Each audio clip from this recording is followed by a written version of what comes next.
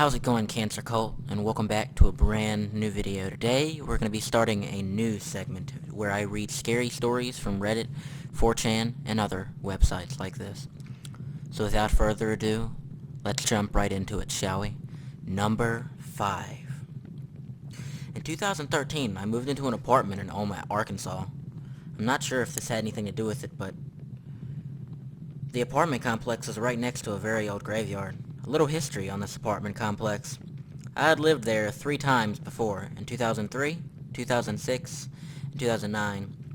All 3 times I got the same one-bedroom apartment, 208. It was always the same one-bedroom available. Each time I would have the same strange things happen. There at first, the cabinets would open. Things would be in different places, and sometimes when I take a shower and close my eyes, I'd see the bathroom and shower covered in blood and blood coming out of the shower. I'd open my eyes and it'd be normal. First time I'd lived there, the stuff intrigued me. I only moved out to move in with my GF. Oma has very few options for apartments, and in 2006, when my girlfriend and I split up, I had to go back to the same apartment complex, and lo and behold, the exact same day, split with my girlfriend, and people living in 208 moved suddenly. For the second time, I got the same apartment as first time. It seemed a little weird, but I just wrote it as a coincidence. This time around, things were worse. I'd hear it movement in my walk-in closet and living room at night. The shower visions were most intense, and also this was the last year that the Laughing Children incident happened to me. See my other post for Laughing Children story. And also, I was living here when the sleep paralysis began a few months before the Laughing Children. My first sleep paralysis episode was terrifying. I was lying asleep next to my girlfriend, and I heard the DVD rack in the living room fall and a lot of DVDs crashing to the floor. I was still half asleep when I looked toward my bedroom door, which I kept shut, and on this night I accidentally left my bathroom and I could see the light under my door, but as it turned my head to the direction of the noise and was about to holler out, "Who's there?" I heard running footsteps like a kid. Then I saw the shadow of a feet at the base of my bedroom door. In the bathroom light, then I saw the feet shadow go from being on other side of the door to being on my side of the door. No filler shadow, just the feet in the blink of an eye. They moved from door to the chest and disappeared. This all happened so fast I hadn't been able to move or speak, but after seeing that shadow feet on my chest, I went to shake my girlfriend awake, but I couldn't move my arms. So I went to say her name, but I couldn't speak, so in panic I tried to sit up, but I couldn't move at all. My eyes began to get heavy, and in a second I was dreaming of a shadow holding me down. Convetting my mouth, fought and widened my eyes, and I was still there. I am finally able to make a noise, but it's just a raspy, pitiful help that it's barely a whisper. And I am able to slightly move my finger and touch my girlfriend. It's enough that she opens her eyes and asks me what's wrong. Let out a pitiful help again as I widen my eyes at fear in my chest. My girlfriend starts shaking me, and when I don't respond, she slaps me. In an instant, the shadow is gone, and I awake, able to move. My girlfriend says she never heard the DVDs crashing and didn't see the shadow. The DVDs are all still on the rack when I go check the living room. My girlfriend witnessed and pulled me out of 3 more sleep paralysis episodes over the next few months. Before leaving me, because she was all freaked out so bad, and then I moved out. Fast forward to 2009. I had married in 2007 and had a son that same year, and daughter in 2009, but my wife and I split up. I needed a place to stay, and once again I got back to the same apartment complex. I couldn't afford anything better. Once again, for the 3rd time, the only open apartment is 208. But I don't want to be homeless, so I asked the landlord if I move into 208, can it be temporary, and if another apartment opens, he can let me take it. He says yes, and I move in. But after 2 weeks of bloody visions, noises, and 2 more sleep paralysis episodes, I moved out to stay with my family. My wife and I got back together in 2013. We split for good, and I got custody and need a local place to live. And because this time I need a 2-bedroom apartment, and knowing there is no chance of getting 208 because it's a 1-bedroom, I go back to Complex and end up getting 210, which is right next to 208.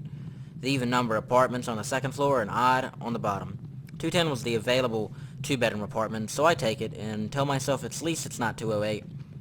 No, nothing happens there at first, and my kids and I really make it our home, and then it begins. One night I am in my room and it's 2:30 in the morning. I hear my kids banging toys running and giggling in their room, and I hear the TV come on, and it wakes me. Irritated, I call out, "You guys are supposed to be asleep. Faunt me. Make me ground you." The banging and giggling stop, but I still hear TV, and I get up and go walk to shut the door, and still half asleep and say, "Okay, kiddos, I told you to go back." As I begin opening the door, it occurs to me that my kids are at their mom's. I had taken them back to there that evening before a chill runs through my body as I slowly push the door open to see toys strewn all over the cartoon playing on the TV. I turn the light to unplug the TV, then bolt us to the living room, shutting the door behind me. Turn on all the lights on the apartment, and sit up, edge, all night. Nothing else like this happens, but the next week while my kids were there, I'd catch my 3-year-old daughter talking to somebody when my 6-year-old son wasn't around, so I'd ask her who she talked to, and she replied, "My friend. Old Mom, her kids got burned up, so she is nice to me because I look like her little girl." My daughter said this word for word, and usually she couldn't talk that plain. I immediately call her mom and ask her what she'd been going on over there, but her mom says, "Just her cartoons." I once again got a chill down my entire body. My son never saw what Alexis saw. Over the next few months, my little girl continues to talk about an old mom, sometimes even pointing behind me, telling me old mom is there, watching me to make sure I'm a good daddy. Very creepy. Over the past few years, my little girl has gotten to like spooky stuff and fascinated with scary stories and movies, but at the time she was only 3 and had never seen scary stuff, so I was really getting concerned, and I had a hard time sleeping. The one night I was reading a kid's book called The Monster in My Closet to my kids. They lay in the bed and I was sitting in a chair next to her bed. At the end of the book, it is a page that says for the kid reading it to draw the monster in their closet. This gave me an idea. I told my daughter to draw the old mom for me. She sits up. I gave her a pencil and the book. She says, "Can you move, Daddy? She's behind you and I can't see her." I scoot away a little bit, and my little girl looks in the direction where I sat before, then looks down, draws a little, looks up, then draws some more, and continues to do this until she finishes. She hands me the picture. I look at it and begin to tremble, and my heart races. That weekend we moved to an apartment in the next town over. Some might say it was her imagination, and she might just be up to drawing, but she was 3, and I believe if she made it up, she wouldn't have taken her eyes off that paper as she drew. But she kept looking up as she drew, and that tells me she was looking at old Mom the whole time, drawing her. You will know why I moved after seeing this drawing. Link to my daughter's drawing of old Mom. Here's the picture that the little girl drew in the previous story. Number 4. So here goes. This happened quite a few years ago. I was still in high school. I'm almost 30 now. 2 buddies and I decided to take a night walk. It's about 10ish. One of my friends whose apartments are right next to an open field also has about, I want to say, a square mile or 2 of woods next to the open field, opposite side of the apartments. 2 of the woods next to the open field, opposite side of the apartments. You know, we live in Houston, by the way, so we were walking out and I forgot which one of us had the bright idea going into the woods. Well, the friends whose apartments were right there said there were actually trails that go through said woods. Fine, it wasn't too late. We were bored, we were high school kids. What could go wrong, right? As we made our way down the beaten path, my friend begins to tell us that there was a clearing by a creek, tight body of water up the path, and that him and his friends catch big bullfrogs there. We make it to the creek. Now, I'm not exactly sure how long we were there hanging out, but after some time, one of us sees this orb of light, a perfect orb. There was no light emitted from it, and at all no illumination whatsoever. All 3 of us didn't say a word, and before we knew it, more said type of orbs, varying in size, proceeded all in front of us. And they wouldn't overlap each other, if that makes any sense. They kind of just kept appearing, taking up space that was left from the other orbs. They had already appeared, filling the view of what was the woods. I don't remember how long this went on until I guess we all came to notice the majority of our front views and sides was almost this complete white. That's when we snapped. We ran. I don't remember ever running so fast in my entire life. My next memory of this night is the 3 of us busting into my buddy's room. I don't remember going across the field or going to the apartment complex, not even going to the actual apartment. All I remember is bursting through the room. I've tried asking my friends about that night, and one of us is always short with me and about it, not wanting to go into the deep explanation, and the other kid is nonchalant about it and not wanting to converse deeply either. My big question is, has anyone ever experienced something like this? I mean, with the light orbs? That didn't seem to emit any light at all. By far the strangest and weirdest thing that has ever happened to me. I can't explain it to this day. Number 3. This is my first post, and I don't have a lot of creepy experiences, but I do have a few, and it felt like sharing one, and this seemed like the best subreddit to post in. Every town has at least been one haunted location, and for my town, this happened to be the Haunted Road Woods. This road is less than half a mile long, and only about 5 houses on the road. All the houses are located at the beginning of the road, and halfway down the road, train tracks cut through it. On the other side of the train tracks is nothing but thick woods, and a turnaround where the road dead ends. One Friday night, my friends and I, 4 of us total, decided to visit the road at around 11 p.m. This would be our second time there. The first time we went, nothing out of the ordinary happened, just the eeriness of dark woods. If that kind of thing creeps you out, and my friend claiming he had heard a strange noise, so on our second trip, it instantly felt different. We parked the truck in the dead-end circle and sat out the truck for a couple minutes in silence before we got out of our truck. We stood outside near the truck, staring into the roads, and listened closely. At this point, we all discussed how we could feel something strange, or something staring at us, and not the normal. I don't know what's out there in the dark, feeling something is staring at me, but a legit feeling that something had us on lockdown. A couple hundred feet away was a trail that led us onto the roads, where I could walk pretty far back and eventually stumble onto a foundation of an old big Victorian-style house that had been demolished back in the 90s. We decided to attempt to walk down the trail, but did not get far. Less than 100 feet in all, we decided we couldn't do it. The feeling of something watching us was just too much as we booked it back to the truck. We sat in the truck for maybe about 5 minutes before we heard a noise, as if a large rock has been tossed in the bushes. At that point, we decided we've had enough and drove home. 2 days later on the news, the cops found an older man lurking in the woods. At the end of the road, we just visited. The reason he was arrested was for groping teenagers, and he had a past history of sexual offense-related crimes. I guarantee the feeling of something watching us was this guy. Kinda unsettlingly realizing you were the most likely back in the wood with some random weird stranger like that. Number 2. This is my first post, so bear with me.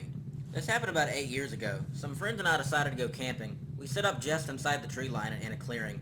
There was a small beach shoreline leading out to the bay, just feet from our camp. The girl I was with, I'll go ahead and call her Amy. Her family owned the land. Amy is just wonderful, beautiful inside and out, the kind of person who can throw a cold heart and light up a room. The place we were at was amazing. It was warm for swimming during the day and perfectly cool at night. The sunsets were breathtaking, as they are here. We had great friends coming in and out of camp each day.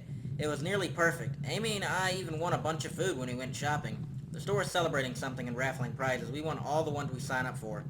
For me, as was well, and everything was right in the world. On the third day, we were there. A weird oily slick had formed over the water. We probably should have left then. I knew at the very least, we should have stayed out of the water, but I was powerless against Amy in her bikini. And yes, of course, I went swimming with her. Later that afternoon, 2 strangers wandered into our camp. This is private property, and not easy to find. I'm very weary of 2 strangers, but my friends are all a few beers this side up. Fuck yeah, these 2 nefarious looking fuckers got invited to the hangout, but my very gracious and bearded friends, I think they stayed for 1 beer then left. Very suspicious to me. Why would they leave? What was the only fun thing happening in the area? Later things wind down. Amy and I retired to her tent for the night. Some hours later, I woke up to the sound of things being moved around. A bag being opened and dumped. I think I can hear whispers, but not certain. I was certain that something was very wrong. Amy woke up and looked at me. I mentioned to her to stay silent. I unzipped the tent and stepped out, leaving my right hand inside.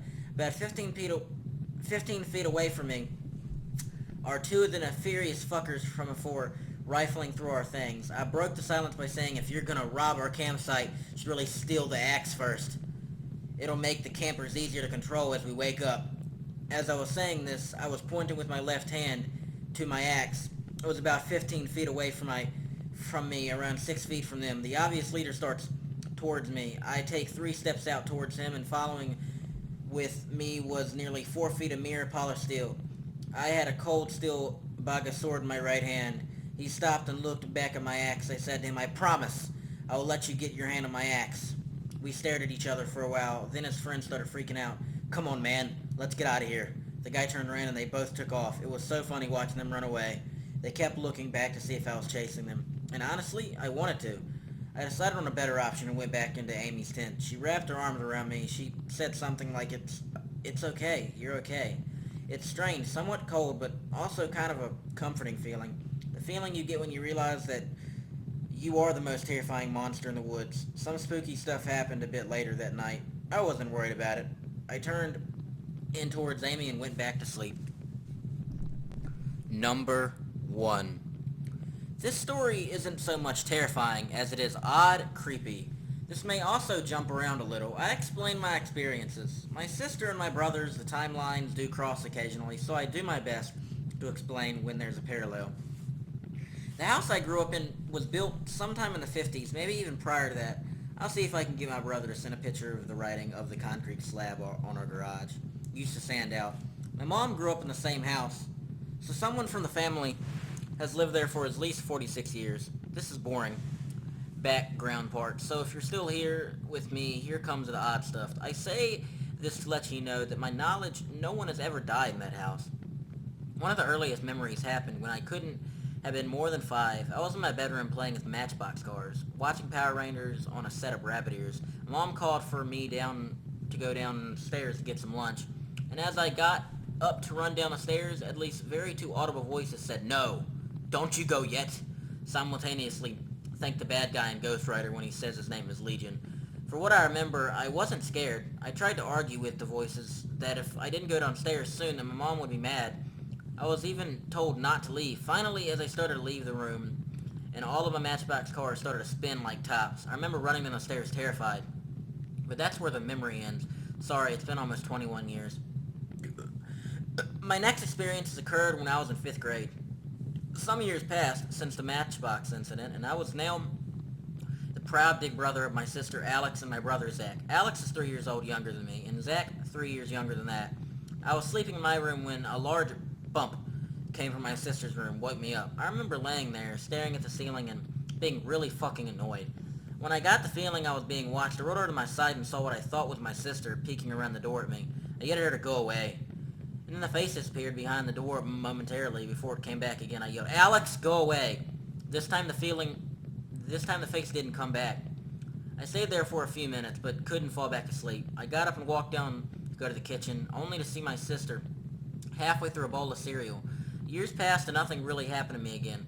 For those that will ask how I couldn't tell if it was my sister or not, it was around that time my eyesight went to hell. I actually ended up getting glasses the next year. I grew up, joined the Marines, and just attributed both experiences a dream and/or of my imagination. My sister Alex began having strange experiences around the same time that I saw her, peeking around the door at me. She said that she'd wake up in the middle of the night to see her younger brother Zach standing at the foot of her bed just staring at her. Every night Zach would get closer and closer to where her head was, and every night she'd tell him to go back to bed, to which he would completely. One night Zach had gone into my aunt's to have a sleepover with our cousins. Alex was woken up by something tugging on her blanket. When she opened her eyes, she saw Zach bent over, her face staring at her. She must have remembered Zach wasn't home because she started screaming. Zach turned around and ran out of the room.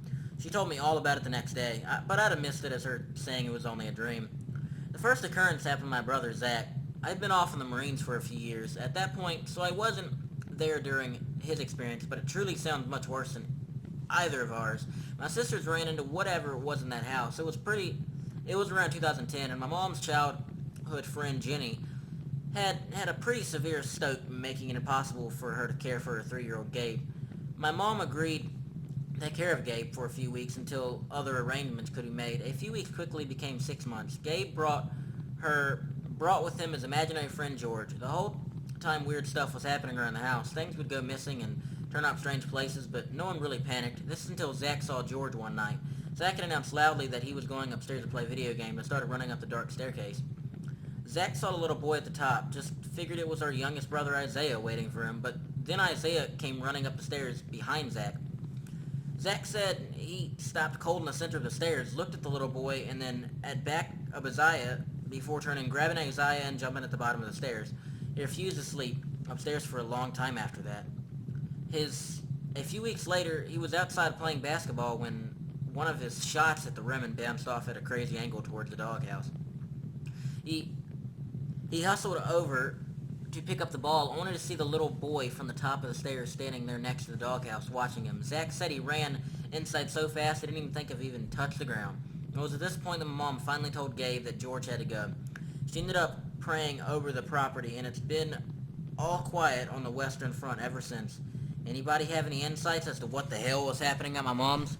Alright guys, so yeah, if you enjoyed that video, then please leave a like, comment, subscribe. This was my first story video, so I don't know how well it went. I think it did pretty good, but I probably did stutter a little bit because I am kind of nervous. I kind of get nervous when I'm reading out loud, but yeah. I'm gonna try to do daily uploads of this because I really like reading Reddit stories, and I'm kind of new to Reddit myself. I posted one Reddit story, but yeah, guys, I really hope you enjoyed this. So yeah, guys, stay cancerous. Yeah, and I'll see you in the next video, whatever I make. Won't you roll with me, roll with me? I got tons of pain, but that's all behind the scene. I just do this alone, I'm always stuck in my room. I've been working on this music, friends ain't calling my phone. So won't you roll with me, roll with me? I've been chasing dreams, things ain't really how they seem, no. Things ain't really how they seem, no. Yeah, I don't see this pain behind the scenes, though. And I've been putting work in every single day, sipping on these drinks until